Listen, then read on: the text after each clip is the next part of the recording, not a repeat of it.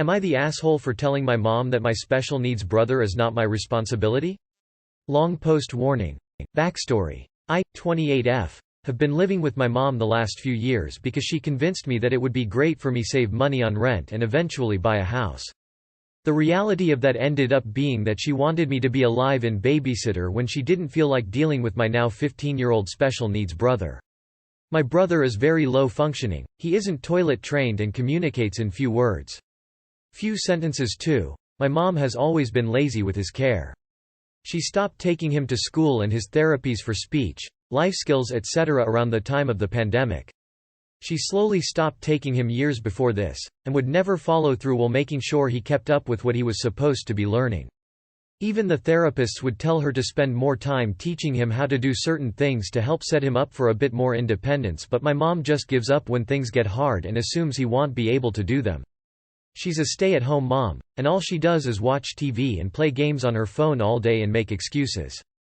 Lately, she's been booking vacations with my stepdad and leaving him with me without advanced notice and not even considering the fact that I would have to take off from work to watch him without any compensation from her.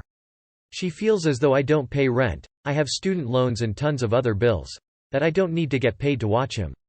Watching him is a job in itself. He can't do anything for himself, so I have to basically be a CNA, a nanny etc. My long-distance boyfriend of 4 years found me my dream job offer close to where he lives and set everything up so that I can move there ASAP. My mom is furious and says that it's a bad idea if I leave and went on a rant about me, following after a man. Which is funny because she's done the same thing multiple times. Anyway, we got into a heated argument and I pointed out that the only reason she doesn't want me to leave is because I provide her with free childcare. At first she swore that wasn't it, but then told me that I'm being selfish by leaving and that taking care of my brother is an all-hands-on-deck situation. I forgot to mention that my stepdad, his father, also lives with her but works a 9-5 an hour away. He works from home 2 days out of the week and gets home around 6 the other days. And my oldest brother, who works from home, 38 male, lives 10 minutes away, so she's not alone, she just rather me do the heavy lifting. After telling her that I'm making the decision to take this job and move forward with my life, she's being absolutely horrible towards me and acting as if I betrayed my family. I told her that even though I'm happy to help out sometimes, he is not my child and I can't put my life on hold to watch him when you decide to you don't feel like dealing with him. Am I the asshole? Edit. Wow, thank you for responses, but I want to clear up some things. First, while she is lazy, she isn't neglectful. She does make sure he's fed, after he goes to the bathroom and is cleaned up after etc. My issue is when she feel like she deserves a break, it gets pushed on me without asking if I'm up to it. It's like, here it's your turn, I'm tired. And if you complain you're a terrible ungrateful child etc. etc. So yes, I agree that there is a lot of emotional manipulation that I didn't speak up on earlier which allowed her to continue this behavior and entitlement. I 100% accept my responsibility at not creating better boundaries, but to be clear, he is not being neglected, she's just a lazy mother. She does the work but complains the entire time and feels like it's our burden to share. It's as if she sees me as the third parent, which explains her reaction to me moving. I do feel guilty about leaving, I now know that I shouldn't, but that needed to be said towards the call CPS comments. Not the asshole reading your edit. Your mother is neglectful. Anybody who denies a dependent who cannot make their own decisions care, which is what therapy is neglectful. I'm sorry your mother has made you responsible for your brother's care, but that isn't your job. Leave and report her. Your brother will do better with people who actually put effort into him. NTA and I am reading your edit. She sounds neglectful, not just lazy. Not the asshole. An opportunity has presented itself. Get out now. I'm only saying to call CPS because if he's not getting the therapies and schooling he needs, that is neglect. Not the asshole. To your edit, your mother is absolutely neglectful. It is neglect and abuse to refuse to properly educate your child, even if that child has special needs. She is literally going against professional advice. I've read your edit and I will say this. Not giving access to needed medical treatment and not helping a child become the best possible version of himself is absolutely neglect, no matter how hard it all is. Not the asshole for leaving, but your mother is neglecting her other child. There is absolutely no mistake about it. Would I be the asshole if I implemented the same rules regarding food that my mom enforced upon me when growing up? My mum, 40 female, is coming to see me, 19 female, in 2 weeks for the first time since I started university. Just for some context, my family moved abroad a year ago and I haven't seen any of them since. The distance has given me time to reflect on some of my mother's strange, obsessive behaviors regarding food, and I've since realized that some of her actions were somewhat abusive, however I use this term very lightly. To outline the situation, we were never allowed to take food from the kitchen without asking. If we were caught doing so, it was called stealing, and we would be shouted at and or sometimes punished. It escalated at some point to locks being placed on the cupboards, a transparent, meat lock, being placed in the fridge and a camera being installed in the kitchen. She would monitor how many times a day I'd be in the kitchen. If I had been in the too many times she would chastise me, saying that I'm obsessed with food, obsessed with always being in the kitchen and that I have serious food issues. During secondary school, I was never sent to school with packed lunch, nor was any money put on my card so that I could buy food. At some point I started to cook the family dinners, and the leftovers would always be allocated to my stepdad, whilst the rest of us would go to school with nothing. We would sometimes get takeaways for dinner, but oftentimes my mum and stepdad got takeaway only for themselves, saying that we weren't allowed any. Now, the instance in which I could possibly be the asshole is that I plan to treat my mum as she treated me in regards to food when she visits. I told my boyfriend of my plan to enforce these rules, that there will be a curfew for the kitchen, that she is not allowed to take or eat food without permission, and if she does so I will call her a thief. I was also thinking of ordering food for myself and telling her that she's not allowed any. I honestly just want to show her how ridiculous she is about food, but at the same time I just want to be petty because why not? My boyfriend is telling me that I'd be immature for doing this, and that since my relationship with her is already difficult, I'd be better off taking the high road rather than adding fuel to the flames. My dad and sister also agree. Whilst I can't deny that doing this would be immature, I can't help but feel that she deserves a taste of her own medicine. So Wibta? Edit.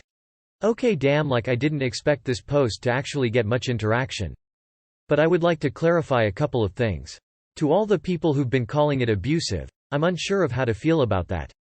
Like it did hit me at some point that this wasn't normal, but it's not as bad as I was making out. Like I feel like I need to clarify that the situation wasn't as severe as I made it seem. From around age 16 she was less strict, and the locks on cupboards were removed as well as the fridge safe. As I got more financially independent I was able to buy myself food whenever I wanted, even though this annoyed her sometimes. The only time I guess I was starved was at school during lunch. Otherwise I wouldn't call this being starved, I was just somewhat monitored around food.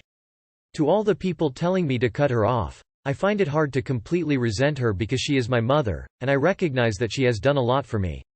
At the same time, that doesn't excuse her behavior. I've realized that she is a narcissistic parent, so I'm not expecting much, or any accountability from her. I mean, why? Why bother? She's not going to apologize, you're not gonna get any of the gratification you want. You'll just be secretly hoping she'll get annoyed so you can have a proper argument about it. Just don't let her come. Just don't let her visit. Your mother was not ridiculous, she was, and probably still is, an abusive psychopath. Personally I wouldn't have her in my home. Not the asshole, but don't do what you're planning on doing. You say in the comments that you aren't ready to see her but she booked a place ticket anyway, that's your solution right there. Don't let her stay with you. Inform her ahead of time she won't be staying with you. You can even say it's because you don't want her bringing in her food rules to your home and stick with it. If she shows up at your door, don't let her in. Because how do you know she won't just try to impose her abusive food rules on you on your own home? You aren't going to get one up on her in this. She has a lifetime of experience being the abusive here, whereas this will be your first foray into that territory. Not the asshole in that it is understandable. Petty, yes, but understandable. I wouldn't personally take this route. She was abusive. That was an abusive, neglectful upbringing. You're lucky you don't have an eating disorder. Personally, she wouldn't be welcome in my house to stay at all. Am I the asshole for telling my roommate that it's not my problem that her horse died? I have been living with my 19 female college roommate, Allie, 19 female, for about a month now. Allie's horse back at home died about 3 days ago, and I constantly wake up due to her taking phone calls at weird hours. The first night, I woke up at 4 a.m. because she was loudly sobbing at the phone, and when I needed to take a nap later in the day, because of this, she came in, when she knew I was sleeping, to take a phone call again. Once again, she was sobbing on this call and woke me up. My other suite mates hear this too and are upset as well. At the time, I did not know the context of this situation. She explained it as family stuff, so I had assumed it was something with her parents or a serious death in the family. I asked one of her friends and she told me it was because her horse at home died. When I brought this up, Ali said she gets calls out of nowhere and can't just leave, but then said, sorry. She immediately went into the bed and took a phone call, right after I asked her not to. I told her that she needs to stop disrupting our sleep and making it everyone else's issue, because it's not our problem that her horse died. She was very upset, but continued making the phone call. Ali continues to make phone calls while I am in the room and doesn't even react to me getting up, making noise, and being clearly disturbed to her calls.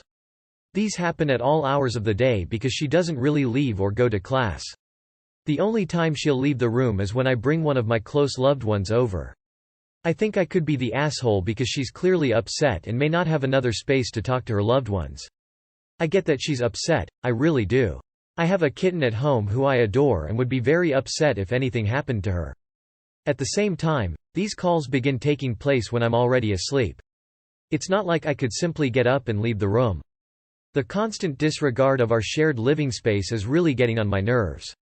I believe Ali should have the common sense that some of us aren't going to be sympathetic to her disrupting our living situation because of a horse. Edit. I think some parts are being lost here because of the way I worded the title. I never said I didn't think her grief was justified or that it was just a horse. I have an ESA and totally understand that animals are part of the family. My issue was the way she responded to me asking her to move the calls elsewhere. Edit 2. I missed another point of why these calls bother me so much, when they're at night. Not only is she taking these at weird hours, but they're also to her boyfriend, who does not live back at her home with the horses. She often purposefully falls asleep on these calls, and leaves the sound on so he can hear what's going on in the room. I only realized this after the second night when he laughed at something I said to one of my other roommates. Ali did not tell us, or ask permission, that he was on the phone and did not seem to realize why this made us extremely uncomfortable. She'll often just open the call and stay on it, where he can hear everything going on in the room. I've been taking calls in other spaces or staying out when she's in there, but now I just ask before I enter. Not the asshole. You asked her to stop disrupting your living space at unreasonable hours. There's nothing wrong with that. I go with not the asshole. I can understand her being devastated and needing some kind of comfort, but it can't become your problem. There are many hours in one day where you aren't in the room or at least are not sleeping, where she can weep and wail and sob as much as she needs. Info. Is she your suite mate or your roommate? Why would your suite mates be so bothered? When I was in college, it was accepted that we couldn't control when our suite mates left or showed up or took phone calls in their own room. This only makes sense if you two are sharing a room, but the post makes it sound like the entire suite is upset this girl isn't grieving in a way that's convenient, and that just isn't realistic to me. Not the asshole. In a situation like that, she should realize she is in a shared space and common courtesy should be the name of game. If she does not care for you, I see why you should care for her. You are the asshole. You are calling it just a horse. It's not just a horse to her. It's a family member. Have some compassion. Am I the asshole for punishing my teen for breaking curfew when she wasn't driving? My daughter, Lucy, is 16. In the past, we haven't had any form of curfew, and have just discussed when was a reasonable time to be home based on the time, event, etc. However, this school year she really pressed us to give her a curfew. She likes things black and white, so I get it. We decided on 10 p.m. for school nights and midnight for non-school nights with room to adjust if there's something big, like homecoming, prom, etc. etc. So far we've had this new curfew in place 2 times. A week ago she went out on the weekend and came back at 12:07. When she came in, I let her know she was past curfew and that I'd like her to be on time next time. She said, "It's only 7 minutes." I explained curfew was curfew and I expect it to be adhered to. That was it, nothing heated or angry, and she went on to bed after she told me about her night, her choice, not my ask. Next came last night. She wanted to go with her best friend to that girl's boyfriend's house. She asked if she could come home at 10:30. I told her no, her normal curfew of 10 applies. She got upset and told me, "Okay, bye," and shut the door to her room in my face. It was disrespectful, but I let it go knowing she was upset and that amplifying wouldn't do any good. Her friend came and picked her up and away they went. At 9:48 Lucy texted me letting me know she was not going to be home on time and that she could not get her friend to leave, that she had been trying. I told her she needed to let her friend know she was getting Lucy in trouble. To sum up, by the time they left Lucy didn't get home until 10:25. In addition, I checked on Life 360 and saw her friend was driving 80 Malif down back roads. I texted Lucy and told her, "My main concern is that you get home safely, please tell friend to slow down." I want to be clear, I do not often check Life 360, but in this case I wanted to see how far away they were from home. When Lucy got home she came to me and we talked about it. I told her that we were in a tight spot as we were now 2 for 0 on making it home on time with this curfew. She said it wasn't her fault, that she couldn't get her friend to leave. I told her I understood but asked what she thought I should do, that from here on out all she had to do was text me that someone wasn't willing to leave and her curfew would be irrelevant. In the end I grounded her from spending time with her BFF until Monday. So, for the weekend, as I felt that was a fair consequence since Lucy claimed it was this friend who caused her to be late. Significant other, am I the asshole? Lucy, of course, is now not speaking to me. ETA. Just a few points of clarification from some comments. 1. She did not get in trouble in any way for being 7 minutes past midnight the first time. I just let her know that in the future she needed to be home by curfew. 2. By the time she texted me at 9:48, she was already going to be late no matter what because she was 35 minutes away from home. 3. I should have offered to come pick her up, I agree. You are the asshole. You put her in a situation where she felt the need to get her friend to speed down back roads in the dark. What would you have preferred she did? Please tell us what she should have done differently. She texted you to let you know her situation. That's what a smart kid would do. You could have gone to get her if the curfew was that important. This makes me so angry. You are the asshole. She communicated with you that she couldn't be home on time due to relying on her friend driving. That was the responsible thing for her to do. If you wanted her back by 10, you as the parent should have picked her up. I don't see what else she could have done here. You seem more worried about the exact time she gets back more than her safety. As long as she is honest and communicating with you, isn't that the most important? Not the asshole. All I see is a parent parenting. Lucy is responsible to be home on time. Granted, there could be an argument for a grace period of a few minutes. She is not given the luxury of passing that. Info. Why did she ask for a curfew? Why are we not more worried about the idiot kid going 80? The punishment should have been bought being allowed in that person's car for a decent amount of time.